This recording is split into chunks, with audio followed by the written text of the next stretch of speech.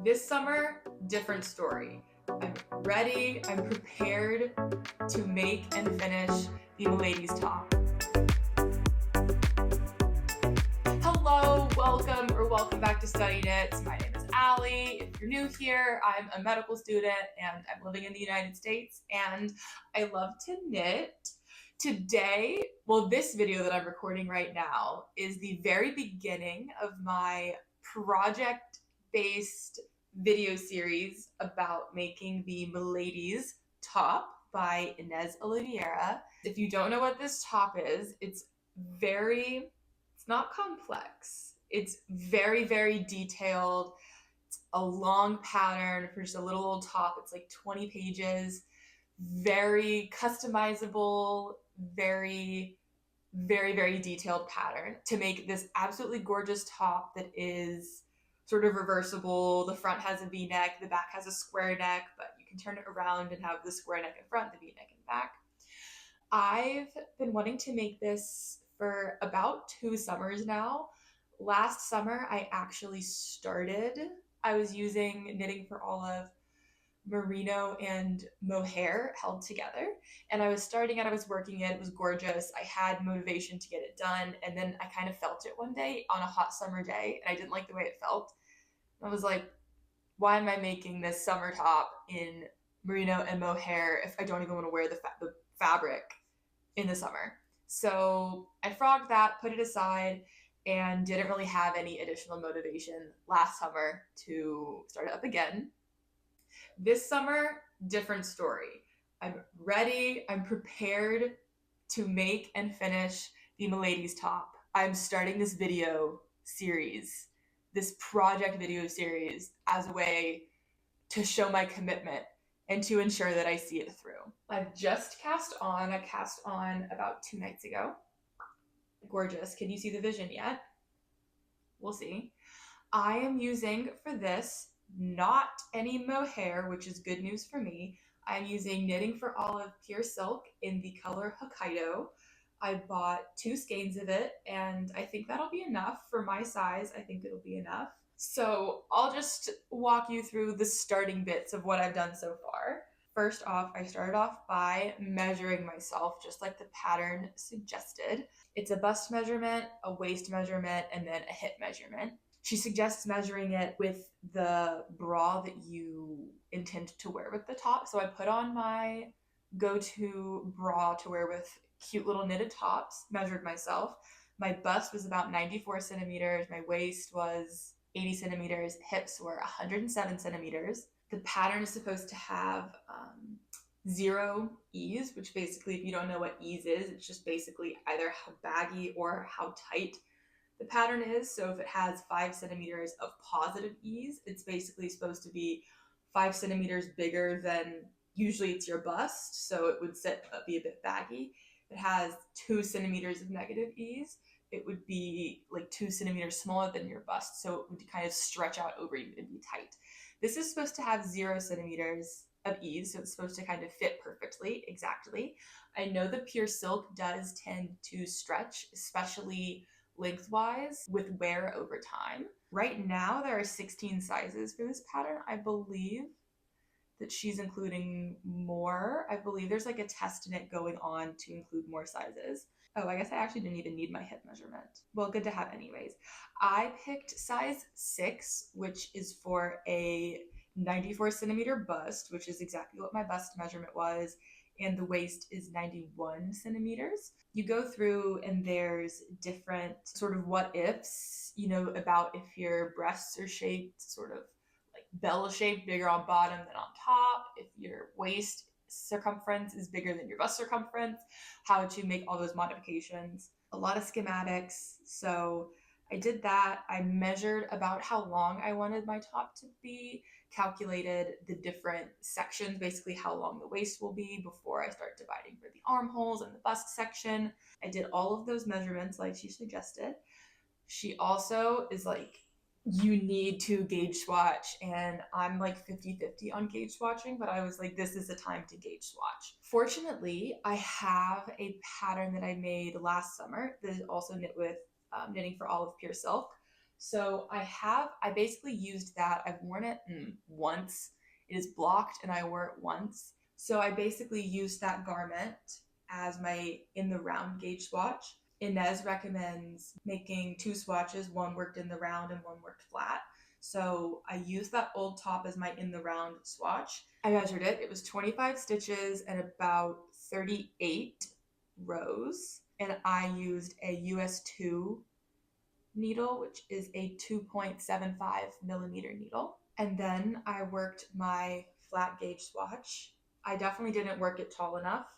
However, I got lazy because this was pretty long.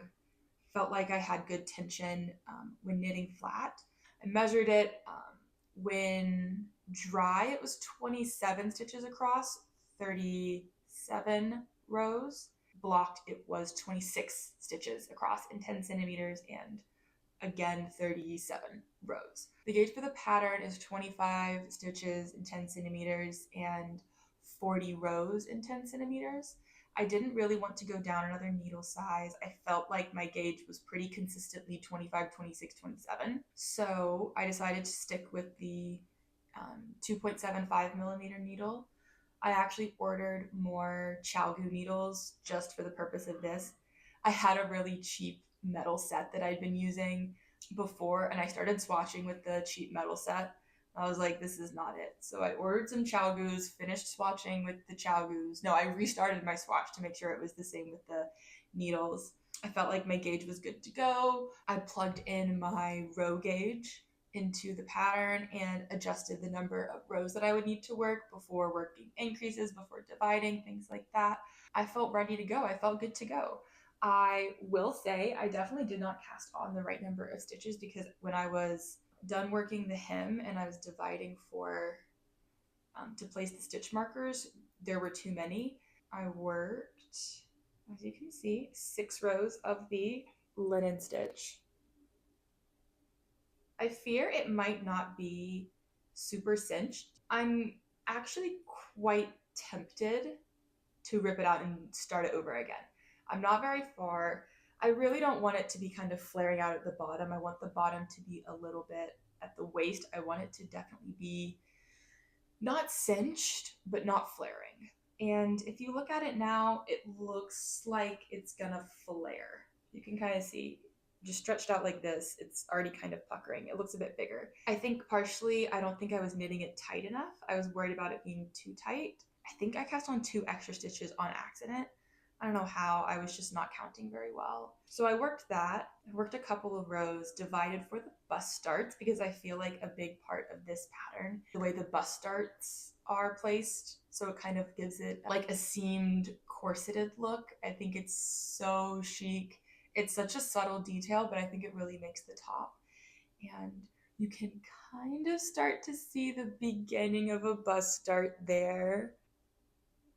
Very exciting. Yeah, the more I look at this, the more I think I need to restart it. It looks weird. It doesn't look very even. So I think I need to restart it, cast on the right number of stitches, and then knit it a little tighter than I was before.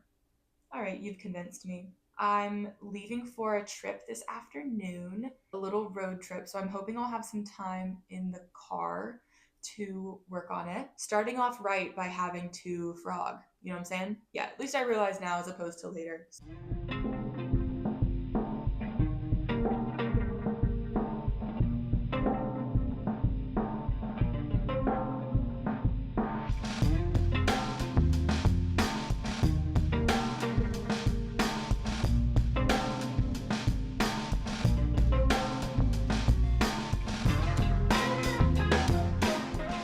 So I did frog it and restart it, and I am much, much happier with how the linen stitch hem looks now.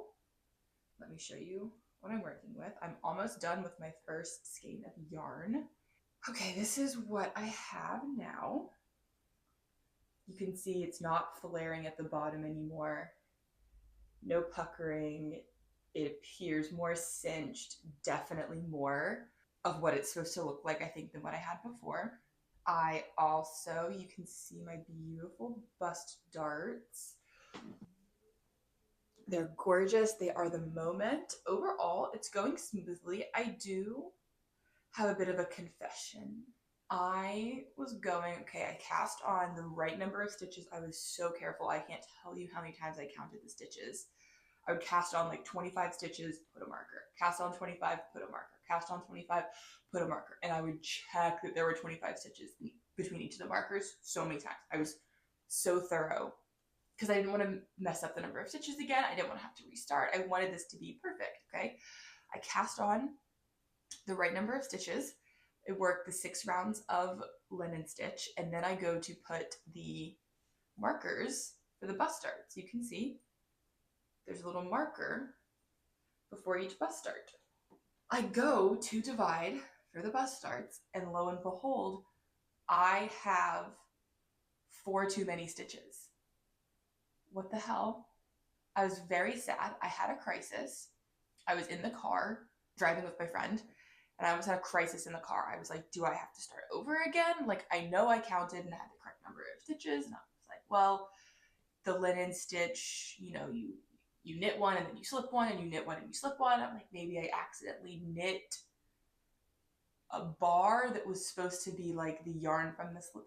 You know what I mean? I was like, maybe I accidentally added a stitch in the linen stitch. So I was like, what do I do? And basically, this is obviously the body portion. You work half the length of the body, and then you work a round of increases where you increase 8 stitches. So I was obviously before that, and I was like, well, let me just put an extra stitch in the area between each of the bust darts. If there's like 4 sections divided by the 4 bust darts, let me just add an extra stitch in there. And then when it comes time to work the round of increases where I increase 8 times, I'll just increase 4 times and I'll have the same result, right? I also counted so many times to make sure the stitch markers for the bust darts were placed correctly. I counted so many times. Every single time there were 4 extra stitches. I was like, what is going on? Am I stupid? Am I bad at counting? Like, what is going on? I decided I add an extra stitch to each of the bust dart sections. So I did not decrease any stitches. I didn't do anything. Then I go to start working the increases. I start to work the increase round, and I'm reading, and I'm like, well, how am I going to finagle this with the increases? You work an increase kind of like a raglan increase around the bust dart. So I was like, well, how am I going to do it just one-sided? Is it going to look lopsided? I go and I look back at the pattern, and I look back, and out of the corner of my eye, I see the instructions for dividing for the bust darts. And I notice that they're written, it's like knit 40 stitches, place a marker, knit 1, place another marker. And the stitch between the stitch markers is your bust dart. And I don't know if you can tell, I only have 1 stitch marker per bust dart on here. I just simply did not read the part that said knit 1, place marker. I was just like, oh, knit 40, place marker. Knit 60, place marker. Knit 40, place marker, right? I was just breezing through the fact that there was an extra stitch marker and the bust dart stitch is not part of the stitch count in between the bust dart stitches. So for how I was doing the pattern, I did have 4 extra stitches. However, those 4 extra stitches were the bust dart stitches. But then my solution was the perfect solution, and I was like, well, I'll just, add an extra stitch in each section of in between the bust darts, and turns out that was the perfect thing to do, because then I went back and counted my stitches as they should have been counted the first time, and I had the perfect number of stitches. Got the right answer for a wrong reason, and I'm okay with that. The stitch count is perfect. The bust darts look great. I worked the increase rounds and just trucking along. I have a little more, maybe like a couple more centimeters to knit on the body before I divide for the front and back. There's a bunch of shaping. Just wanted to update everyone on the fact that I was a little stupid, but I've recovered and the top is going along well, and I'm excited to keep working on it. So that's all for now. I'll come back later the next time I make a mistake, probably. Okay, so very exciting news, exciting updates. I have divided for the front and the back. I started my second ball of yarn, and this is where I'm at right now. I worked about 15 rounds after finishing the bust darts, which was a little bit more than what the pattern said to do. I wanted to add some extra length to the body. You can see where my bust darts ended. My bust darts look a little different after increasing. I don't know if you guys can see that too. I don't know if it was the tension, but I feel like they look a little cleaner. They pop out a little bit better before I worked the increase round. But I don't know. I also thought I would pop in and give you guys an update because I'm working a modification that is in the pattern. I decided to raise the V-neck a little bit by waiting to bind off for the V-neck. So that just basically, the V-neck will start later. I don't love a super deep V-neck. I just don't end up liking the way it looks on me a lot. I feel like it's a little less versatile to wear for me personally, so I decided to just raise the V-neck. Normally when you split for the front and the back, you also bind off for the V-neck stitches, and then you work the left front and the left right separately. However, I have not done that because I don't want the V-neck to start there. So I've been working. It took a lot of like mental math, and like I'm very focused on it. Yesterday, I really wanted to work on this, but I was just feeling lazy. My brain just was not working the way it normally should. So I could not work on this because I had to be like really with it to make sure I don't make any mistakes. So divided for the front and the back, and I'm working the armhole decreases, the armhole shaping. I started working those in just the front panel before splitting for the front left and the front right.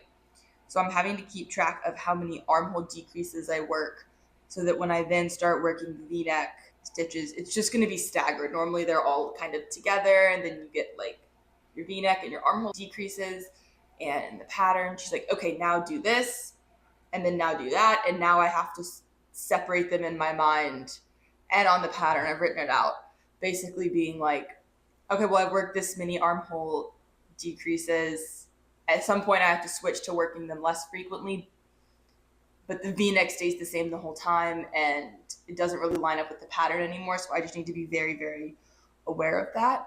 So far, I believe I have evaded making a mistake, which is very impressive for me. I'm getting nervous.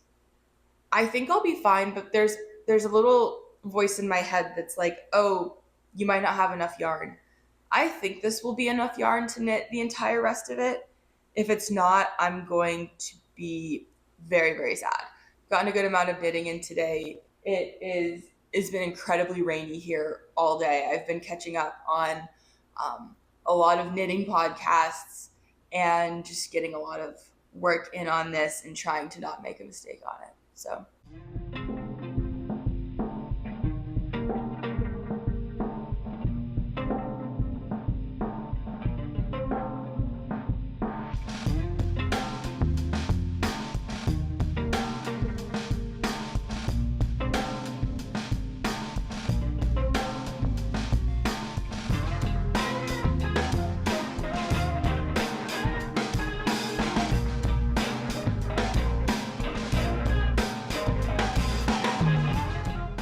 okay, so I think last time I said I would be back when I made a mistake, and I, to my knowledge so far, have not made any more mistakes.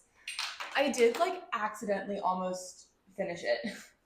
I watched the Love is Blind UK finales whenever they aired a couple of days ago, and I knit pretty much the entire front and back while watching Love is Blind UK finales, and then I just realized, I was like, oh my god, I just did the whole front and back pretty much. So the linen stitch part is rolling up quite a bit, but I'm hoping it blocks out. Famous last words.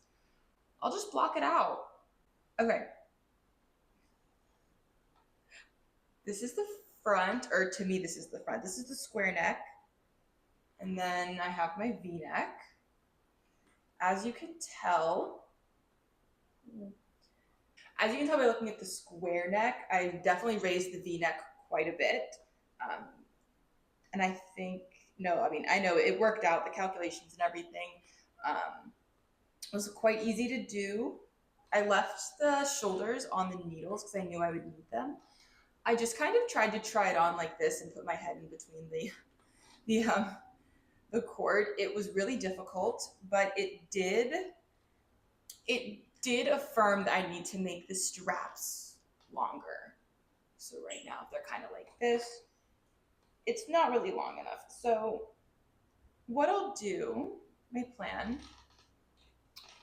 I have my tape measure. I was just gonna measure sort of like, so from the top of my shoulder to where I want the armhole to fall. Probably like 24 centimeters, okay? It's like 18 centimeters right now. So I need to knit 6 more centimeters before I graft the shoulders together. And since the front and the back straps are even right now, I'll knit 3 centimeters on each. I've heard from people and in the pattern that the pure silk grows lengthwise quite a bit with wear. So I'm thinking maybe, I'm just going to, no, I'm just going to make it exactly how I want it to be right now. And then I'll figure out the growing later. And possibly I'll just add some elastic in. And I still do have to work the I-cord edges, which will help cinch everything up and keep it from stretching too much. So I feel like I can finish this today, which is pretty exciting.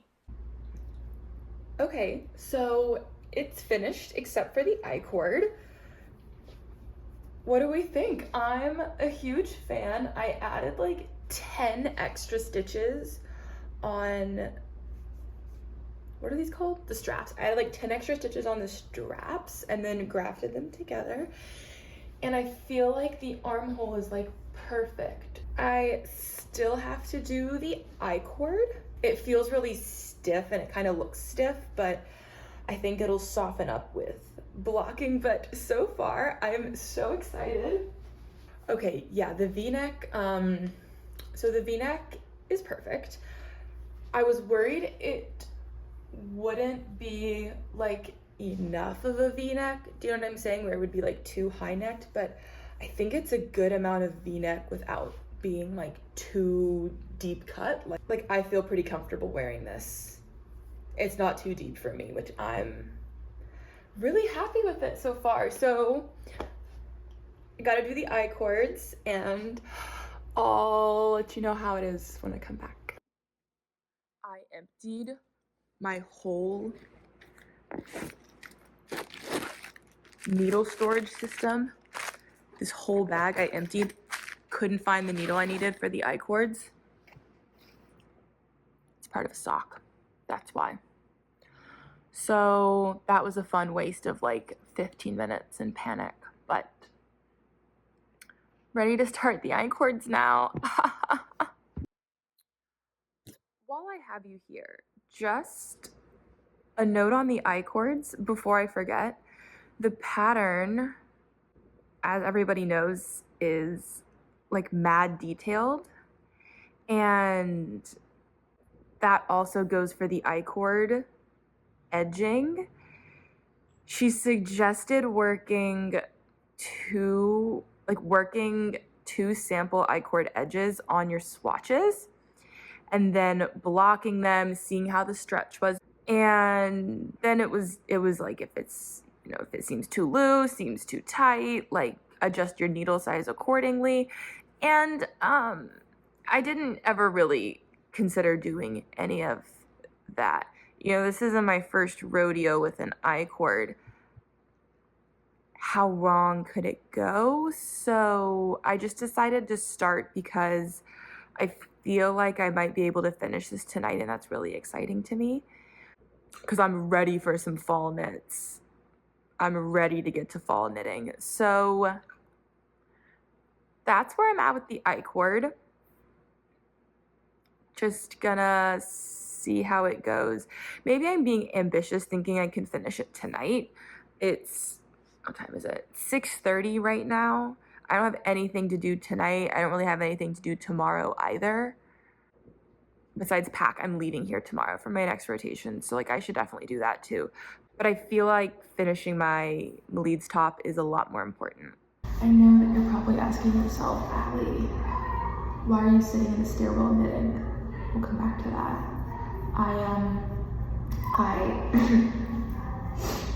I finished the neckline I-cord.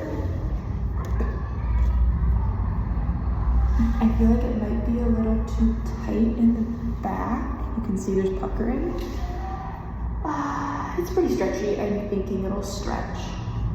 We'll see, that's a later problem. I don't feel like redoing it right now.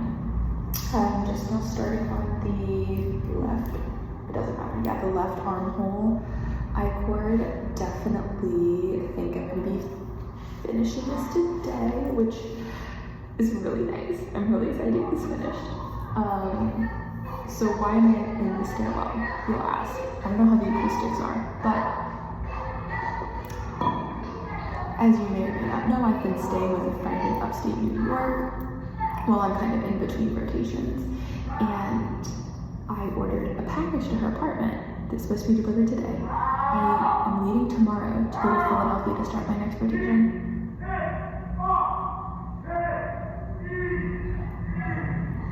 I don't know if you can hear any of the street noises. She lives on a pretty busy street.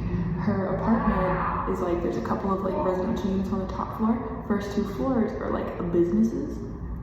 So basically the doors to the inside and the outside are locked on the weekends and open to the public on the weekdays because there's businesses here. So packages normally don't get delivered on the weekends. Sometimes they don't have a key to get in, they can't get in to deliver the package, so they don't deliver the package. I'm leaving tomorrow and my package is supposed to be delivered today, so if I don't get the package today, it's just gonna be sitting here waiting until I get back in November. For those wondering, it's not knitting related, unfortunately. It's for nail stuff, so I can do my own nails. But my evil plan today was, well, I'll just go, when I get the little Amazon notification that it's 10 stops away, I'll go downstairs and I'll just sit in the stairwell and wait while I watch the front door. The only problem is that I was gonna sit like right by the door. There's a group of like middle school cheerleaders doing like a cheer routine on the street because it's a busy street and people will like, it's just these like street performers or whatever on the street, so there's just like these middle school group of cheerleaders. But now there is a homeless man heckling them. Oh, they moved. Oh, they left because the homeless man was harassing them. The reason I'm sitting all the way back here and not being right up on the door is because I felt creepy sitting right next to where the middle school cheerleaders were performing. But now it appears that they're leaving. So I came downstairs. I brought my knitting, brought a little to-go Diet Coke. This has turned into quite a show.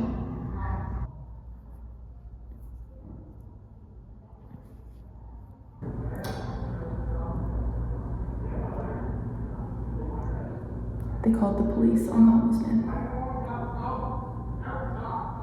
Just to update everybody. For those of you wondering, I did get my package successfully, and the homeless man left, and then the middle school girls continued with their cheerleading, and I can now hear them from within the apartment. This is all I got done from the I-cord when I was downstairs. I spent most of my time recording videos and gossiping about what was going on the streets. So I don't want to call it a waste of time because it wasn't a waste of time. It was quite entertaining. Okay, so I have officially finished my melides top. I did all the I-cords and everything. I just need to weave the ends in and block it. I know that the whole top will sort of loosen up. Right now it's a little tight-ish on the underarms. I wouldn't even call it tight. It's like getting on tight.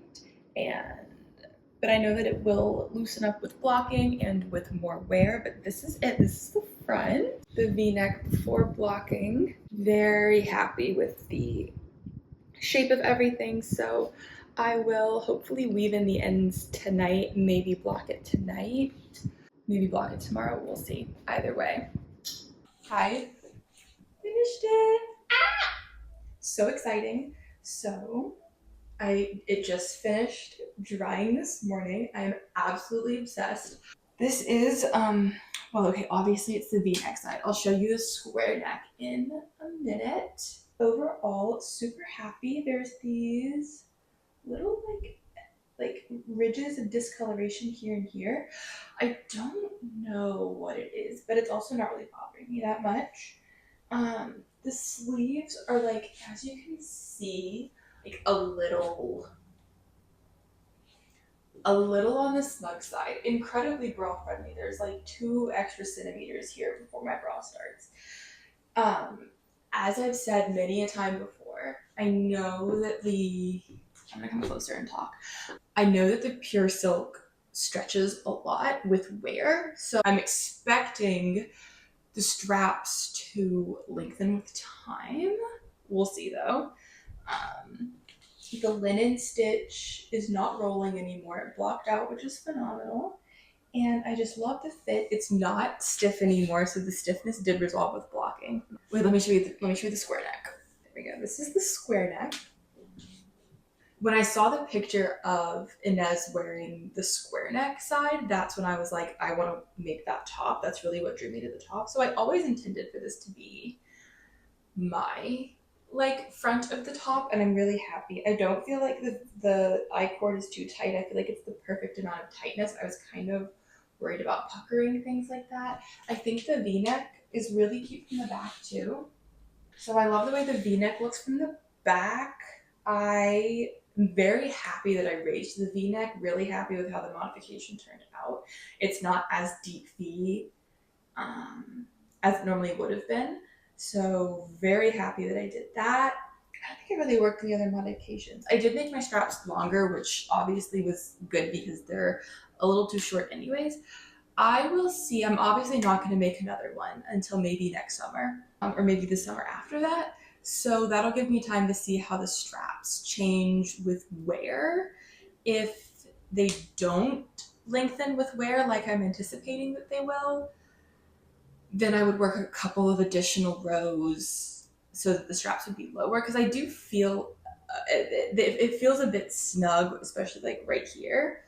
I can feel it, but overall I don't think it's going to be that big of a problem because it is bra friendly, and that does kind of trump comfort sometimes. Yeah, I feel like my bust starts are nice. Like, I am so happy with this. I hope I can get, this is August 29th, I think is when I'm recording this. So I really hope I can get some wear out of it before fall comes, because I am just obsessed with this. I think it's so cute. I really hope I can get some wear out of it before it starts to get a little colder. But I was also going to show you guys how much yarn of it I used, like how much I had left, but I can't find it. And I don't have my scale with me.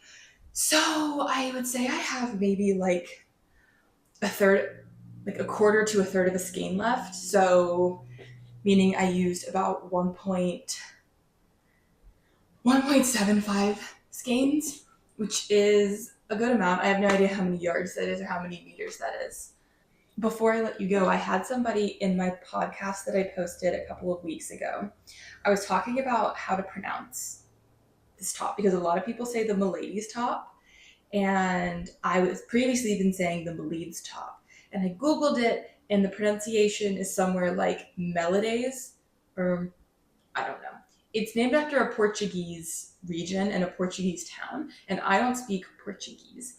However, I was talking about it in my podcast, and I was like, well, I guess I'll call it the melides top. So this whole video I've been calling it the melides top.